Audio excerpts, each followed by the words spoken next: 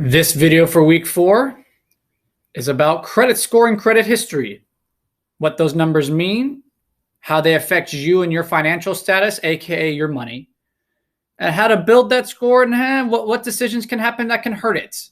And it talks about 5 big ways to build that credit. At the end of the video, I'm going to kind of give you some tidbits on what you should probably be doing as young adults whenever you first get your credit card. Building credit and keeping yours healthy. Your credit score is a big part of your financial identity. It can be the most important factor in determining whether you can get a loan and how much it'll cost you. Your credit score is a number. It's the most common being known as a FICO score that helps evaluate how much of a risk it is to lend you money. It simply shows how responsible or irresponsible you are with your finances. When it's good, it can help you get access to lower rates, which enables you to borrow for both short-term emergencies and longer-term, bigger ticket items. That's why falling behind on your mortgage payments, car loans, or credit card bills is not a wise move. In fact, it may damage your future ability to borrow money. So while you may still be able to get the things you need, like a home mortgage or a car loan, it could cost you even more in the long run. And that's because you'll likely be charged a higher interest rate. Now, bad credit can affect you in areas of your life you wouldn't even expect. Take employers and landlords, for example. They may look at your credit score to see if you'd be a responsible employee or tenant. Some car insurance companies may also see a direct relationship between your credit score and the likelihood of you being in an accident. And in certain states, this even means you're charged a lot more for insurance. So how do you build a good credit score or protect what you've already built? In general, there are 5 things you should know about how a score is calculated using information on your credit report, some that weigh a little more heavily than others. First and foremost is your payment history. That goes for all of your bills on your credit report, not just your credit cards. This one's a biggie because it makes up a decent portion of your overall score. Creditors want to know that you pay on time, every time, even if it's just the minimum. And consistency goes a long way, so pay your bills when they're due and never skip payments. The second most important factor is how much you owe. It's a good rule of thumb to keep your total debt lower than the overall credit available to you. The lower the better, because if you get too close to your limit, creditors may think you're biting off more than you can chew, or that you are supplementing your income with credit. So whenever possible, keep this debt-to-credit ratio as low as possible. Third, creditors want to see that you've been managing credit for a long time.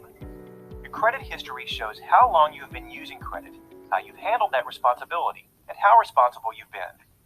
Establishing a good long history means you're an old pro at borrowing or managing money, and are likely to repay what you borrow. Next, your score may also be affected by the mix of credit types you have. A good mix will span different types of credit, from a mortgage to credit cards to installment loans like car payments, which are repaid over time, and can help you improve your overall score. This is because it proves you have experience handling a variety of account types, instead of having a lot of accounts in just one area. And when it comes to balances, lower is always better for your score. Lastly, creditors want to know what you've been up to lately. They'll look at recently opened accounts and where you're inquiring about credit. Even if you're relatively new to credit or were just thinking about borrowing, they want to see who gave you credit and when. Also, applying for too much credit can be seen as high risk because it looks like you're desperate for loans. Take department stores, for instance.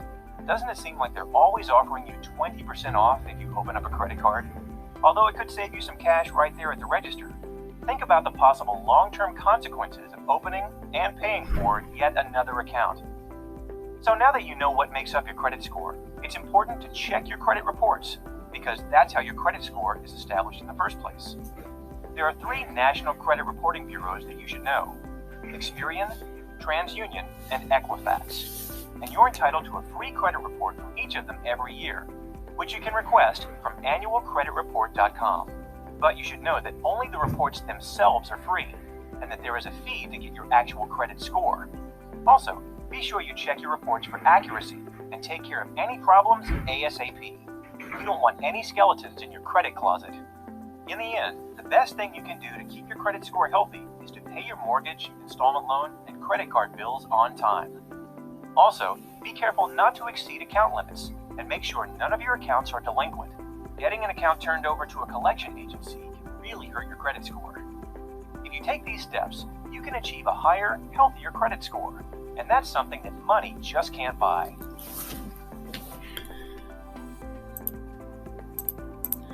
Now here's the second part of the video.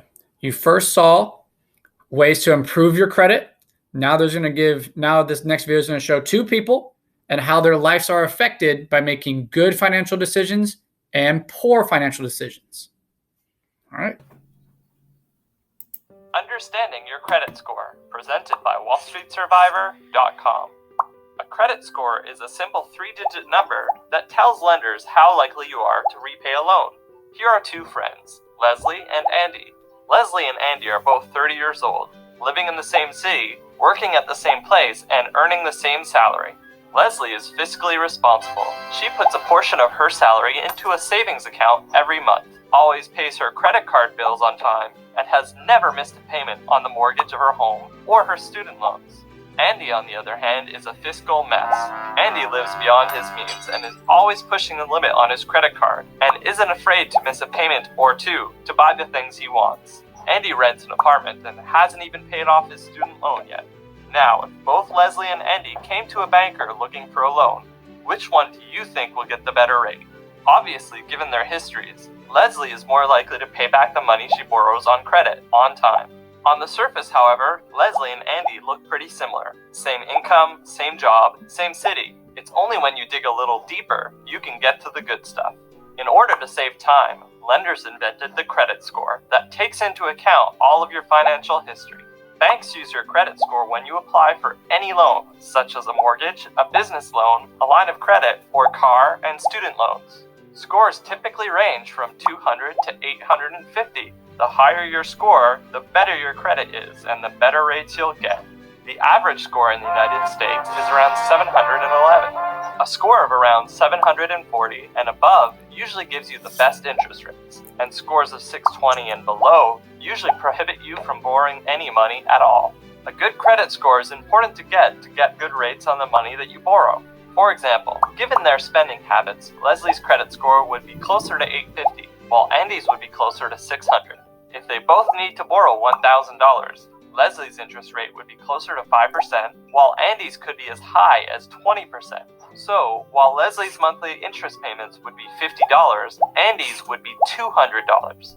You can build good credit by getting a credit card as young as possible, paying off your credit card in full every month, sticking with the same credit card for a long time, and never missing a payment on a loan. To learn more about credit reports and other personal finance topics, head over to WallStreetSurvivor.com. I know this video talked about particular examples about how to build your credit, and it talked about mortgage payments. Well, chances are when y'all get y'all's first credit card, you're probably not going to have a mortgage payment at the age of 17, 18, 19 years old. So a good way to build credit for you guys and gals, just use your credit card for whenever you put gasoline in your car. You have to put gas in your car. It's going to slowly build your credit. You just make that credit card payment each month. If you feel a little bit responsible, if you feel like, Coach, I'm a lot more responsible in this, do gas and groceries whenever you go to the store.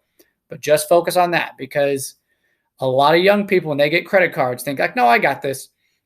And all of a sudden they buy too much clothes, too much fast food, too much fun. And all of a sudden next month happens and their credit card is much higher, or their credit card payment is much higher than the actual money they have. So that's the huge dangers of credit cards for young people. Thank you guys for watching the video. Answer the questions. Good luck on your quiz when it pops up on Thursday. Thursday. I'll post it on Thursday.